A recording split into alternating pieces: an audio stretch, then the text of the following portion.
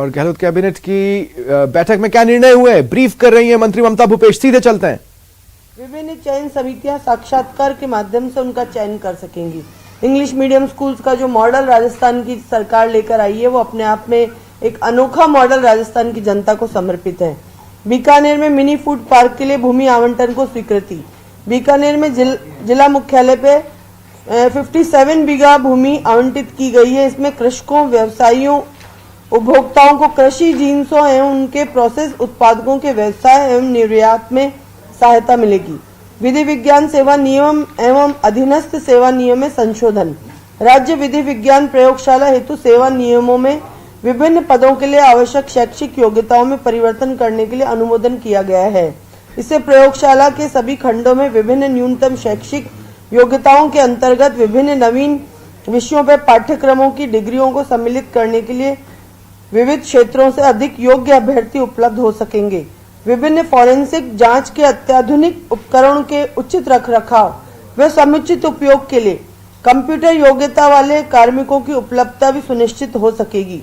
Rajasthan civil सेवा पुनरीक्षित वेतन नियम 2017 के संशोधन बाबत। इस संशोधन के अंतर्गत राजस्थान अभियोजन सेवा में संयुक्त निदेशक के नवीन पद का सृजन, राजस्थान अभियोजन सेवा में अतिरिक्त निदेशक पद का पे लेवल L20 से L21 तथा राजस्थान मोटर गैराज सेवा में मुख्य अधीक्षक के नवीन पद पे लेवल L17 का सृजन किया जाएगा।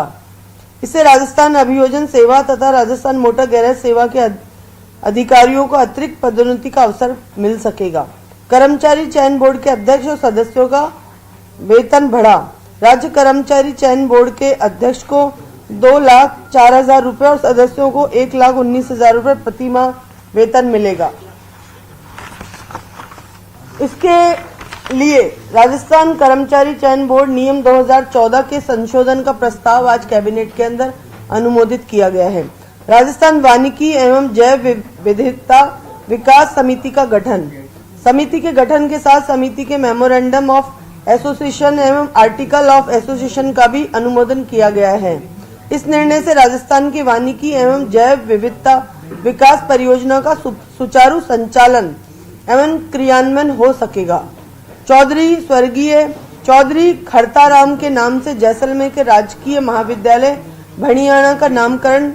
चौधरी खड़ताराम किसान जागृति के अग्रदूत, शिक्षा को समर्पित व समाज के सुधार के अग्रगामी रहे हैं। उन्होंने भणियाना में 60 के दशक में किसान छात्रावास की स्थापना की थी। समाज सेवा में अविस्मरणीय योगदान के लिए और जन भावनाओं को देखते हुए आज कैबिनेट ने कॉलेज का नाम चौधरी खड़ताराम के नाम से करने का निर्णय लिया गया है। और विभिन्न मुद्दे हैं जिनको हमारे साथी महेश जोशी जी आपको ब्रीफ करेंगे।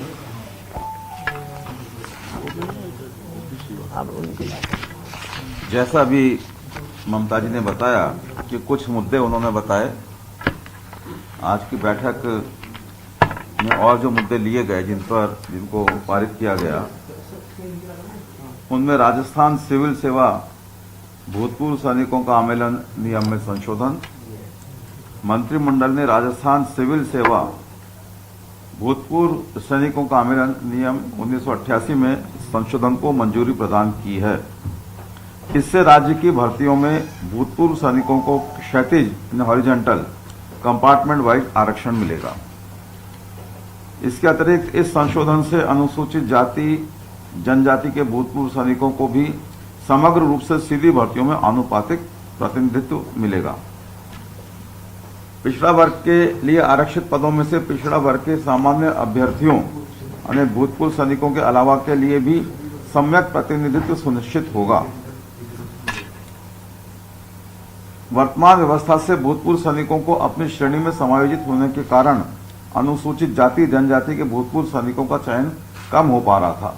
साथ ही भूतपूर्व सैनिकों के लिए निर्धारित आरक्षण उपरांत चयनित अभ्यर्थियों के अपने वर्ग में समायोजित हो जाने के कारण कुछ भर्तियों में पिछड़ा वर्ग के ऐसे अभ्यर्थी जो भूतपूर्व सैनिक नहीं है का भी समुचित प्रतिनिधित्व नहीं हो पा रहा था। भूतपूर्व सैनिकों को वर्तमान में मिल रही आयु में छूट व न्यूनतम अंकों में छूट का लाभ भी मिलता रहेगा। साथ ही भूतपूर्व सैनिकों के किसी भर्ती के रिक्त पद के विरुद्ध रिक्तियां 1 भर्ती वर्ष तक अग्रेषित कैरी फॉरवर्ड की जाती रहेंगी। जो एक अन्य जो एजेंडा पास किया, राजस्थान बेघर उत्थान एवं पुनर्वास नीति 2022 का अनुमोदन। मंत्रिमंडल में राजस्थान बेघर उत्थान एवं पुनर्वास नीति 2022 का अनुमोदन किया गया। इस नीति का उद्देश्य बेघरों को भागीदारी एवं सम्मान के साथ बिना किसी भेदभाव के जीवन हेतु सक्षम वातावरण दिया जाना है। नीति में पेयजल, चिकित्सा सुविधा, पर्याप्त अग्नि सुरक्षा उपाय जैसी मूलभूत आवश्यकताएं उपलब्ध करवाए जाने, बेघर व्यक्तियों के लिए शेल्टर्स गृह का संचालन करने सहित विभिन्न प्रावधान किए गए हैं। ग्रामीण पर्यटन को बढ़ावा देने के संबंध में भी मंत्रिमंडल ने जो नीति पास की है, उसके संबंध में मंत्रिमंडल ने राजस्थान ग्रामीण पर्यटन योजना 2022 का अनुमोदन किया है। इससे ग्रामीण क्षेत्रों में स्थापित की जाने वाले पर्यटन इकाइयों जैसे ग्रामीण गेस्ट हाउस, कृषि पर्यटन इकाई, कैंपिंग साइट, कैरावेन पार्क की स्थापना से गांवों में रोजगार सृजित होंगे। ग्रामीण हस्तशिल्प को भी संरक्षण मिलेगा। देशी विदेशी पर्यटक राजस्थान की ग्रामीण संस्कृति से रूबरू हो सकेंगे। इसके अलावा राजस्थान पर्यटन पर एक्सेल मीडिया समूह बनाने का प्रस्ताव भी मंत्रिमंडल ने पास किया। मंत्रिमंडल ने राजस्थान में पर्यटन की अपार संभावनाओं और पर्यटकों को आकर्षित करने के लिए Excel media entertainment LLP Mumbai द्वारा फिल्म निर्माण करने के प्रस्ताव को मंजूरी दी है। इसके अलावा राजस्थान कंप्यूटर राज्य एवं अधीनस्थ सेवा नियम 1992 में भी संशोधन को मंजूरी दी है। मंत्रिमंडल में राजस्थान कंप्यूटर राज्य एवं अधीनस्थ सेवा नियम 1992 के अनुसूची 1 में संशोधन को मंजूरी दी गई। इसके अनुसार प्रोग्रामर के पद पर नियुक्ति हेतु 50% सीधी भर्ती तथा 50% पदोन्नति के वर्तमान प्रावधान को संशोधित कर 40% सीधी भर्ती तथा 60% पदोन्नति से किया गया है। इससे सेवारत कार्मिकों को पदोन्नति के अधिक अवसर उपलब्ध हो सकेंगे। इसके अतिरिक्त कर सहायक के पद पर कार्यरत कार्मिकों को पदोन्नति का लाभ भी मिलेगा। मंत्रिमंडल की बैठक में राजस्थान वाणिज्यिक कर अधीनस्थ सेवा सामान्य शाखा नियम 1975 के संशोधन को मंजूरी दी गई। इसके अंतर्गत कर सहायक से कनिष्ठ वाणिज्यिक कर अधिकारी के पद पर पदोन्नति का कोटा 37.5% से बढ़ाकर 87.5% किया गया है। ये आज के प्रस्ताव। कैबिनेट की बैठक के बाद माननीय मुख्यमंत्री जी ने जिसका बहुत बेसब्री से हमारे कांग्रेस के कार्यकर्ताओं को इंतजार है, भारत जोड़ो यात्रा के बारे में चर्चा की। और भारत जोड़ो यात्रा जो हमारे नेता राहुल गांधी जी एक निडरता और साहस के साथ में इस देश के अंदर लेके निकले हैं। मैं समझती हूँ कि आजाद भारत में इस तरह का नेता कोई नहीं हुआ जिसने इस देश की एकता, अखंडता, युवाओं के मुद्दे, महंगाई के मुद्दे, इनको लेके पूरे देश के अंदर यात्रा निकालने का ऐलान किया। और आज आप सब लोगों के सामने आप देखिए कि लगभग 2000 किलोमीटर के नजदीक हमारे नेता राहुल गांधी जी पहुंच चुके हैं। इसके बारे में भी चर्चा की। कैबिनेट में बहुत से फैसले हुए। भारत जोड़ो यात्रा के बारे में संदर्भ में आपको चर्चा करने के लिए गोविंद मेघवाल जी अपनी बात करेंगे।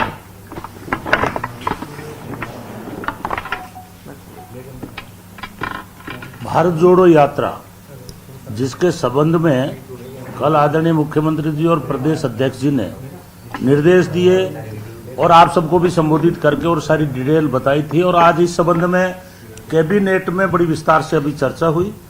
मुख्यमंत्री जी ने निर्देश दिए।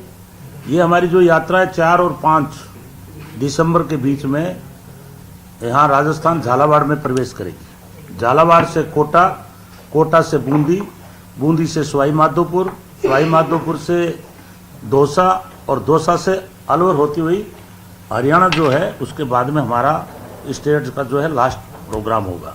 हमारे स्टेट में करीब 18 दिन यात्रा चलेगी। हमारा आदरणीय राहुल गांधी जी के नेतृत्व में प्रोग्राम इसका ये रहेगा कि सुबह 6 बजे रवाना होंगे, 13 किलोमीटर चल के लंच करेंगे, शाम को 4 बजे रवाना होंगे और 7 बजे 8 बजे जाके एंड करके और वहाँ नुक्कड़ मीटिंग होगी। मालाखेड़ा के अंदर एक विशाल रैली का आयोजन किया जाएगा जो राष्ट्रीय स्तर रैली के रूप में होगी, जिसमें कम से कम 5 लाख की संख्या होगी। और जो जिले हमारे वंचित रह गए उन जिलों के सभी कार्यकर्ता, हमारे विधायकगण, उन कार्यकर्ताओं को लेकर उनको एक विशेष पॉइंट दिया जाएगा। वो वहां पहुंचेंगे, रात्रि में रुकेंगे और सुबह जो 6 बजे यात्रा शुरू होती है उसके साथ वो चलेंगे। उनकी संख्या होगी 4-5 हजार। तो करीब जो हमारे ऑल इंडिया के भारतीय यात्री चल रहे हैं, जो राहुल गांधी जी के नेतृत्व में साथ में, वो करीब 100-150 की संख्या है। स्टेट के हम होंगे उसमें करीब 400-500 होंगे और ज्यादा भी जरूरत पड़ी और ज्यादा जो जिले वाइज हमारी मीटिंगें हो रही है, प्रभारियों को भेज दिया गया है, तो हम लोग उसमें अधिक भी होंगे और 5,000-10,000 की संख्या रात्रि को लाके रोकेंगे, जो सुबह हमारे वहां से शुरू करेंगे। लोग खुद आगे राहुल जी की यात्रा में आने के लिए इच्छुक हैं और राजस्थान की जनता आप देखेंगे हजारों की तादाद पे, लाखों की तादाद पे राहुल जी को सड़कों पे देखने के लिए आ रही है। हम लोग सिर्फ इतना सा कह रहे हैं कि भारत जोड़ो यात्रा, आज हमारे तमाम नेता, कैबिनेट में भी चर्चा हुई, सारे लोग खुद आगे होके हम लोगों से पूछ रहे हैं कि हमें कहाँ पहुंचना है, हम किस जिले को ज्वाइन कर सकते हैं। हर जिले से, राजस्थान के कोने कोने से व्यक्ति आ रहा है, स्वयं भारत जोड़ो का हिस्सा बनना चाह रहा है और एक साहसी और निडर नेता को अपनी आंखों से देखना चाहता है, जिसने इस देश के मुद्दों को लेके कन्याकुमारी से कश्मीर तक आवाज उठाने। जैसा कि आप देख रहे हैं कि राहुल गांधी जी के नेतृत्व में आजादी के बाद 3,500 किलोमीटर ये यात्रा चलेगी।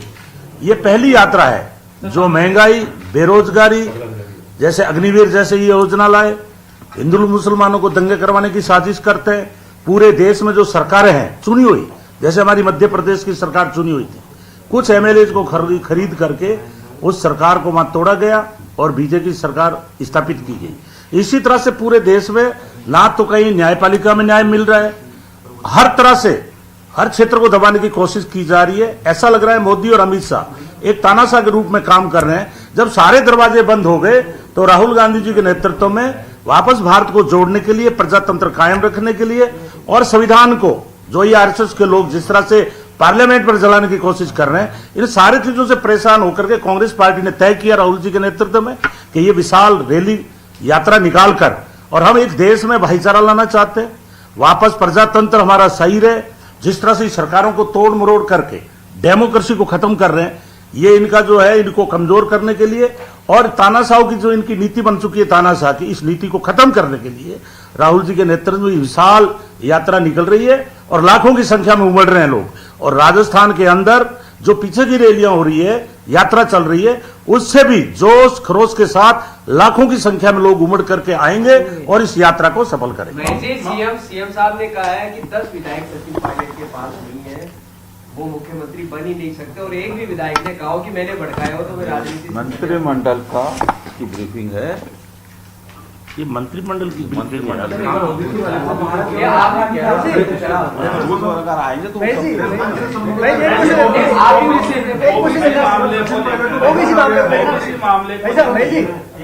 एक बार थोड़ा ब्रीफ कर दो। ओबीसी की जो विसंगति का मामला चल रहा था, पहले लंबे समय से सीएम से मांग कर रही थी, तो क्या हुआ फैसला? पहले क्या था और क्या हो गया? फैसला हमने बताया है, जो विसंगति थी उसको दूर किया गया है और जल्द ही इसके जो डिटेल जो इसका किस प्रारूप में ये सामने आएगा वो एक बार जारी हो जाए, पूरा डिटेल्स के बाद। सैनिकों को आरक्षण मिलेगा सर? बिल्कुल। सैनिकों को जो आरक्षण जिस हिसाब से है, जिस वर्ग को हिसाब से आरक्षण उनकी जो 12.5% है वो अलग मिलेगा और जो नौजवान है जिनको आज तक शंका थी और बीजेपी के राज में उसमें एक विसंगति पैदा हो गई थी, उसको दूर कर दिया गया। वो फौजियों को मिलेगा और वो मिलेगा फौजी के कोटे में। और साधारण जो अभ्यर्थी है, जो नौजवानों में पीड़ा थी, पिछले दिनों आंदोलन किया, उनकी भावनाओं को देखते हुए जो बीजेपी ने त्रुटि की थी उसका सुधार कर दिया गया है। फौजियों को भी अपना राइट्स मिलेगा और ओबीसी के जो नौजवान है उनको भी अपना राइट्स मिलेगा। जो भर्ती और प्रक्रिया थी ना उसमें भी लागू हो कि नहीं भर्ती, वो सारी डिटेल आएगी। मैं एक सवाल ले कोई उल्टो सीधो ना। राजेंद्र राठौड़ जी ने इसको भारत तोड़ो यात्रा बताया। राजेंद्र जी, सच्चाई तो यह है कि भारतीय जनता पार्टी इस पूरे भारत को तोड़ने में लगी हुई है। जगह जगह मॉब लिंचिंग हो रही है, धर्म के नाम पे लड़ा रहे हैं, महंगाई चरम सीमा पर है, बेरोजगारी चरम सीमा पर है, और तो और हमारी सेना का सत्यानाश कर दिया। जो लोग सैनिक देश की भावना से जो जाते थे, आज ये कह रहे हैं 17 साल में आओ और 21 साल में रिटायरमेंट। सेना के साथ जो इतना बड़ा दगा कर लिया, महंगाई, यही लोग, आपको याद होगा 2014 से पहले स्मृति ईरानी गैस की टंकी पे डांस करती थी, उस टाइम 400 रुपए में टंकी थी, आज 1100 पे चलेगी, कोई बोल नहीं रहा है। बाबा रामदेव कहता था 35 रुपए में प्रति लीटर डीजल मिलेगा, आप मोदी जी को लाओ और आपको 35 रुपए प्रति लीटर डीजल मिलेगा। आज डीजल की क्या हालत है, पेट्रोल की क्या हालत है, पूरे हमारे जो बैंक है उनमें निजीकरण कर दिया, रेलवे बेच दिया, BSNL बेच दिया, एयरपोर्ट बेच दिया, ये पूरे देश को बेचने में लगे हुए हैं। इसलिए देश के डेमोक्रेसी को बचाने के लिए हमने जो है ये भारत जोड़ो यात्रा निकाली है। और इन लोगों ने ये मतलब असत्य इतना बोलते हैं कि पूरे विश्व में जानते हैं कि मोदी से बड़ा कोई असत्य नहीं बोलने वाला है। तो राजेंद्र राठौड़ जो बात कह रहे हैं भारत तोड़ने की नीति तो बीजेपी पे चल रही है। इसलिए मैं धन्यवाद देना चाहता हूं भारत की जनता को कि भारतीय जनता पार्टी को 60 साल 70 साल तक उन्होंने राज नहीं सौंपा। ये राज के काबिल नहीं थे, लोगों को लड़वा रहे हैं, लोगों को मरवा रहे हैं, और अभी परिणाम देख लेना सरदार शहर के अंदर बीजेपी की जमानत जब्त हो रही है। सर, भारत के बयान से सियासी पारा सीएम के बयान से सियासी पारा भारत जोड़ो यात्रा पर कांग्रेस की बयानबाजी का कोई असर पड़ेगा? किस बात का? भारत जोड़ो यात्रा कौन से कांग्रेस?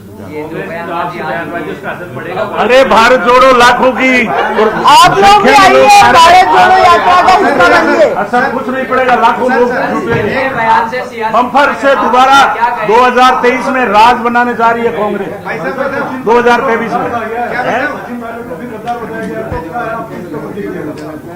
मैंने वीडियो देखा नहीं, देखे भाई साहब वो एक सवाल वीडियो देखा ही नहीं। भाई साहब एक बार ये सवाल तो तो देखिए बेहद बड़ा निर्णय हुआ है। ओबीसी आरक्षण को लेकर जिस तरह की स्थितियां प्रदेश में बनी हुई थी, कांग्रेस का कहना था कि राज्य सरकार के कार्यकाल में इसमें विसंगतियां आई और कैबिनेट में इस पर चर्चा कर विसंगति को दूर कर लिया गया है। प्रेस से ब्रीफिंग के दौरान यह बताया गया कि ओबीसी आरक्षण विसंगति को सरकार ने दूर कर लिया है। किस तरह से दूर किया गया है, क्या कदम उठाए गए, ये भी ब्रीफ किया गया। जो भूतपूर्व सैनिक हैं उन्हें हॉरिजॉन्टल रूप से आरक्षण दिया जाएगा। देखिए लंबे समय से ओबीसी अभ्यर्थी और जो युवा मांग कर रहे थे उसे भी निर्णय में जगह दी गई है और उनके हिसाब से भी विसंगतियों को दूर किया गया है। सैनिकों का आवेदन नियम 1988 में संशोधन को मंजूरी प्रदान की है। इससे राज्य की भर्तियों में भूतपूर्व सैनिकों को क्षैतिज हॉरिजॉन्टल कंपार्टमेंट वाइज आरक्षण मिलेगा। इसके अतिरिक्त इस संशोधन से अनुसूचित जाति जनजाति के भूतपूर्व सैनिकों को भी समग्र रूप से सीधी भर्तियों में आनुपातिक प्रतिनिधित्व मिलेगा। पिछड़ा वर्ग के लिए आरक्षित पदों में से पिछड़ा वर्ग के सामान्य अभ्यर्थियों यानी भूतपूर्व सैनिकों के अलावा के लिए भी सम्यक प्रतिनिधित्व सुनिश्चित होगा। भूतपूर्व सैनिकों को वर्तमान में मिल रही आयु में छूट व न्यूनतम अंकों में छूट का लाभ भी मिलता रहेगा। साथ ही भूतपूर्व सैनिकों के किसी भर्ती के रिक्त पद के विरुद्ध रिक्तियां एक भर्ती वर्ष तक अग्रेसिव कैरी फॉरवर्ड की जाती रहेंगी। और ज्यादा जानकारी के लिए बात करेंगे सहयोगी सचिन से। सचिन, बेहद बड़ा निर्णय है। सरकार का दावा है कि उन्होंने विसंगतियों को दूर कर लिया है।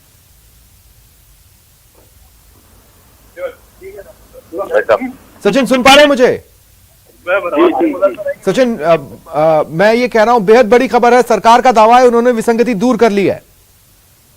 बिल्कुल, देखिए विसंगति दूर हो गई, बड़ी विसंगति दूर हुई। ओबीसी आरक्षण को लेकर बहुत विवाद हो गया था, विवाद बहुत हम कह सकते हैं सुलझा लिया गया। कल रात को ये तय हो गया था कि जो क्षैतिज तरीके से यानी हॉरिजॉन्टल कैटेगरी वाइज जो है आरक्षण दिया जाएगा।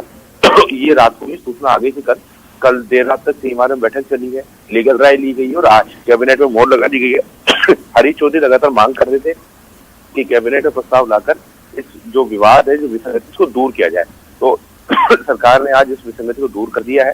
आज सबसे इंटरेस्टिंग बात ये रही सकती है कि प्रताप सिंह खाचरियावास, जिनका नाम आया था कि वो इस प्रस्ताव को पास नहीं होने दे रहे, वो कैबिनेट की ब्रीफिंग में नहीं आए। ये एक नया एक आज का हम कह सकते हैं कि पॉइंट था कि प्रताप सिंह खाचरियावास ने ब्रीफ नहीं किया, उनकी जगह महेश जोशी ब्रीफ करने आए थे। उन्होंने ओबीसी आरक्षण की बात रखी और उन्होंने जो है ये पूरा मौका रखा। आज 2 की जगह 3 मंत्री भी थे ओबीसी आरक्षण में। लेकिन फिलहाल सबसे बड़ी खबर है कि ओबीसी के अभ्यर्थियों के लिए बहुत बड़ी राहत की बात है।